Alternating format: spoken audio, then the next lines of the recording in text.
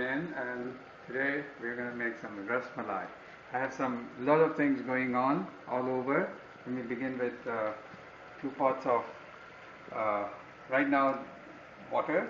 I'm curing this pot with some water. I'm going to throw this away and make my ras here, which is also known as rabri, and this one is for making the rasgulla.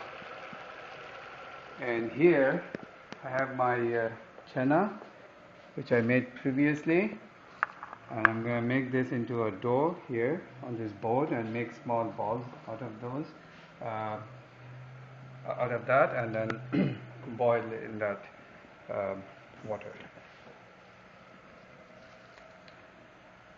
And then these nuts are for garnishing.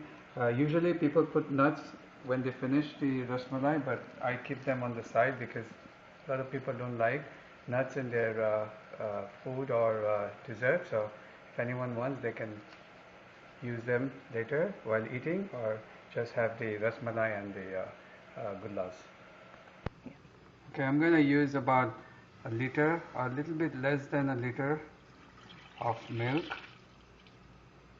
for the ras. This is full cream milk. I'm going to pour in some half and half. I'm going to do the whole thing. And some full cream powdered milk. I don't use condensed milk. I don't like it. Okay, while I'm doing the milk, let me show you what I'm going to use. I'm going to use saffron for flavoring in my ras, and some cardamom powder and rose essence, and of course sugar. Most people don't use saffron, that's why I call it Ismail's Zafrani Rasmalai. Okay.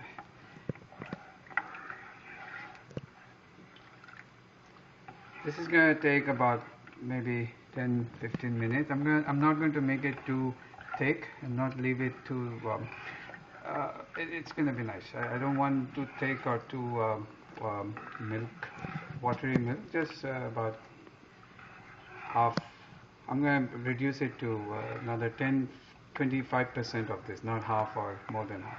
I'm going to start with half cup of sugar. If I need more, I'm going to add. I'll keep tasting it while cooking, and when it comes to boil, and even a little bit after that, I'm going to add my saffron and the other flavoring, cardamom powder and rose water. Come to a boil, I'm going to put my other flavoring and other stuff like some saffron, which is also known as saffron, some cardamom powder and few drops of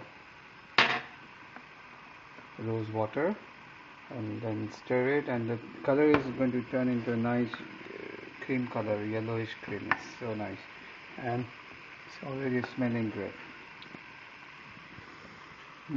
Nice.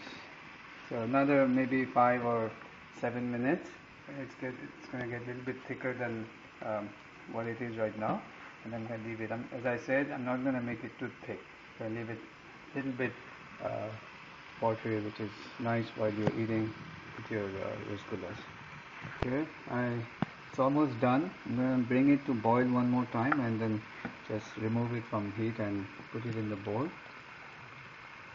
Okay, look at the color, it's so nice. I love it, and it smells good, and hopefully it will taste good too.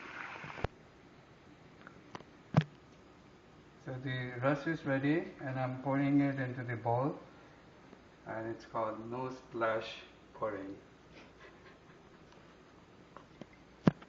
Okay, this is the water I'm going to use. This is almost in boiling point.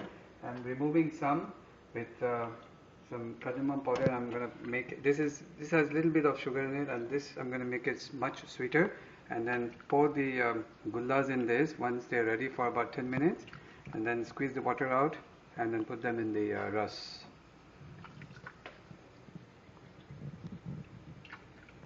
Okay, I'm going to make I'm going to knead this on this board until it's very smooth and make it into a nice round ball, big one, and then I'll make small rounds out of that, about 40 to 44, about this size. Okay, come back later.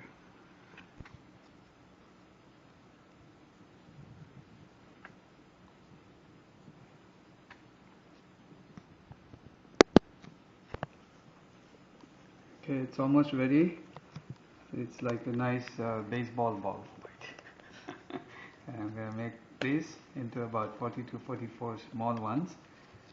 And now this doesn't have any air pockets. The crumb-like texture needed to be kneaded like this, otherwise it would break when you put it in the boiling sugary water. Okay, so this is ready. I'll show you.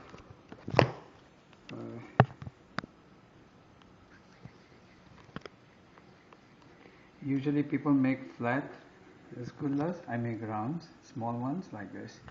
This is what I want. I make different. Okay, it's going to be about maybe 10 minutes, and I'm done with all of this. And I'll put them in the water.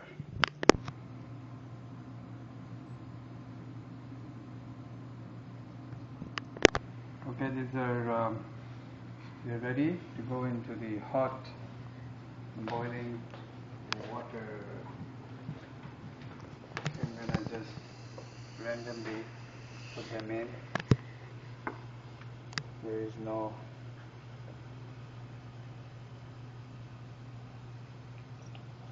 any sugar. There's a little bit of sugar in it, very light, because if there's no sugar, only water can break the gullas. Sugar will act like a binding agent sort of stuff. And within about 15 or 20 minutes, they should be double of this size. I'm going to now cover this pot and leave it for about 5-6 minutes, and then stir it a bit, and then put it back, the lid back on again. Just about half the size already. It's about 7-8 minutes. I'm going to do it another 10 minutes or so and then take them out. As you can see, they're done. They're almost double in size. I'm going to remove from here to here, which is a much sweeter syrup with some cardamom powder in it. I'm going to leave this gullas here for about 10 minutes or 15 minutes, and then squeeze out water from each of them as much as I can, and then put all of them in the milk rus for the end pot.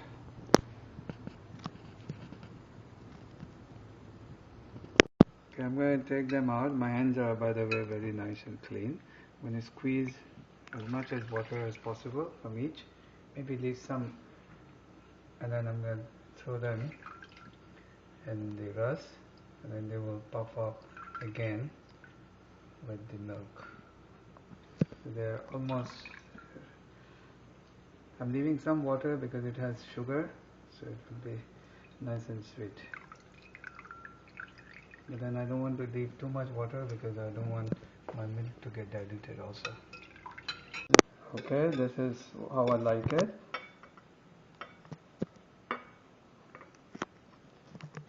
I mean, the rus not very thick. I like it a little bit like the way you see it now. And look at the gullas, they've become almost double the size of when we first put them in. And I'm going to garnish this with some nuts because it's for the person who likes it with nuts.